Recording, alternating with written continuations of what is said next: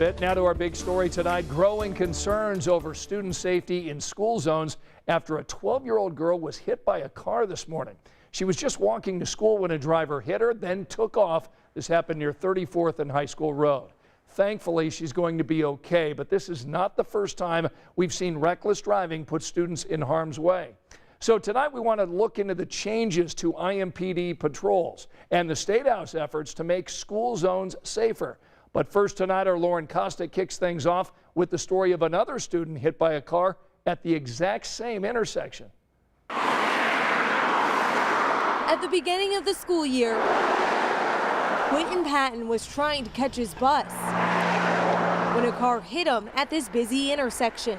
This car just sped by me, swiped me on my knee, and I had to crawl out the road to get back home. The IPS sophomore says no one even stopped to help. I was just laying in the road. I don't know. I had to call out. I don't know what to do.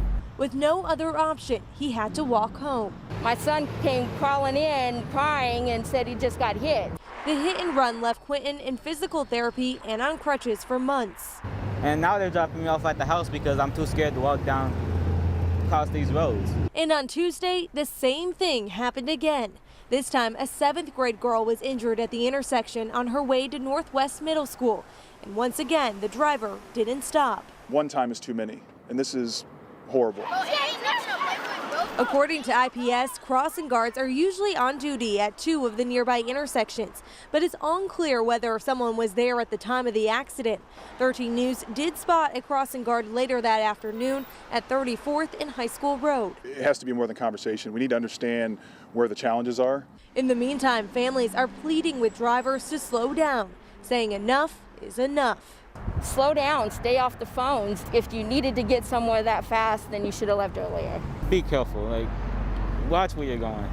And just like in Quentin's case, police are still searching for the driver who hit this 12-year-old girl Tuesday morning. If you have any information, please contact police at 317-262-TIPS. We've already seen IMPD step up school zone patrols in recent months after that first grader was killed in a crash at a crosswalk outside IPS School 57. Now, investigators are telling us 2 drivers tangled up in road rage were responsible for that crash that killed Hannah Crutchfield and sent her mom and a crossing guard to the hospital. Now, these are far from isolated incidents. Officers are telling us they've seen an increase in speeding and reckless driving since the start of this pandemic. I really don't believe people are going out there to intentionally hurt people, but their actions are careless enough and reckless enough, that's what's happening. IMPD launched Operation Slowdown last year using money to cover overtime for officers to patrol these high problem areas. Now, between September and November, IMPD officers spent more than 250 hours in school zones. They stopped nearly 1,100 cars and issued 1,300 tickets. Efforts to improve school zone safety also reached the State House this year.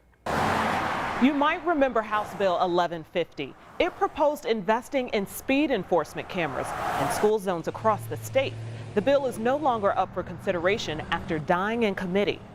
But that doesn't mean it's a complete lost cause. Lawmakers could revive the effort as an amendment or try again next session. The young girl hurt in this morning's hit and run is expected to be okay, thankfully. IPS leaders told us she'd likely be released from the hospital sometime tonight, then return to school later this week. We'll be keeping track of any updates on the search for that driver that hit her and bring you all the alerts on the WTHR app. And that wraps up tonight's big story.